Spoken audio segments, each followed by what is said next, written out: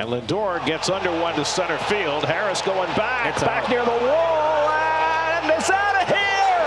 Linsanity again. I think I've just witnessed one of the craziest games that has been shown on live TV in the MLB in a very, very long time. Now, to preface this, if you guys do not know, the National League wildcard race is insane. Now, the reason the wildcard is so crazy right now is because one last game is either going to push the Diamondbacks into the playoffs or the Braves. It all depends on if the Mets beat the Braves in around about 2 hours. Now, before going into this first game of the doubleheader, the Mets was also in the same scenario that the Braves were. So if the Braves ended up beating the Mets in game 1, the Mets would have had to beat the Braves in game 2 to advance to the wild card. However, the Braves are now in that scenario, and I want to talk about game 1 of this doubleheader of game 161 for each team, and why this game is probably one of the most important games of each individual team, and why it's been so crazy. And honestly, if you have not watched the game yourself, at least do yourself a favor and watch some of the highlights. Jotalks had a really quality start, which he always does when he faces the Mets, funny enough, and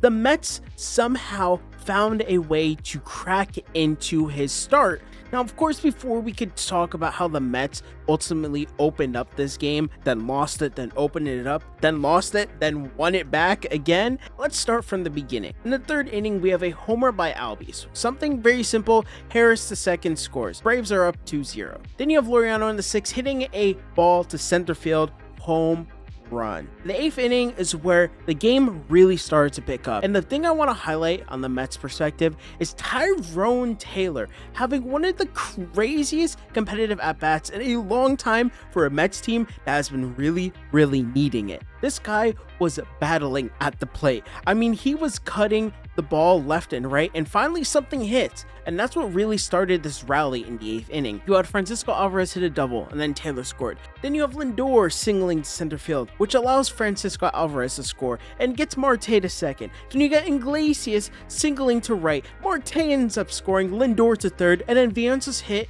a sacrifice fly to center field to get Lindor to come home.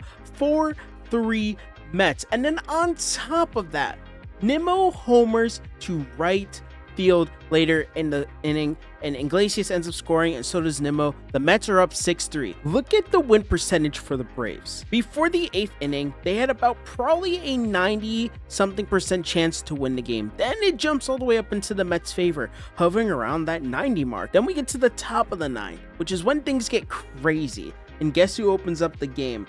No one else other than Kelenic ends up having an infield single to first, White ends up scoring, and then d'Arnaud goes to third. Albies doubled to left, Harris the second scored, d'Arnaud scored, and Merrifield scored. That leaves the game at 6-7. At this point, you guys are blaming Edwin Diaz, because this all started because Edwin Diaz decided not to cover first base. This is the point when Mets go from the highs to the lows, and you feel like, oh man, this is going to be another Law Mets moment, and the Braves are just going to take what they think is theirs. And honestly, Edwin Diaz in this spot, you could tell the nerves were getting to him, and the pressure was slowly creeping up. So he's starting to pitch really wild, and yes, sometimes that does happen to him, but usually he has a lot of control to his pitches. You could obviously tell the injuries are still lingering when he's pitching right now, but he's trying his hardest, and of course, his hardest kind of prevails, and the inning ends 7-6.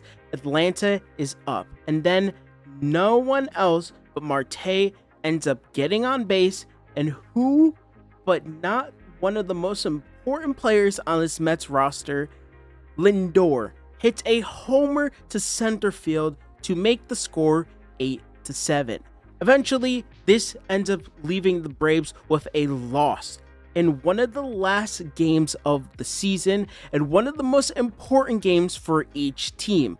Like I said, this National League wildcard is one of the craziest races we've had in a really long time. And another big reason why this National League just wildcard race is so important is because, well, if the Mets didn't win today's game and they ended up beating the Braves in the second game of the doubleheader, they would have had to play tomorrow. Their wildcard playoff match would have been tomorrow. Now, it's either the Braves or the Diamondbacks that's going to have to deal with that opportunity to advance into the playoffs in such a short notice.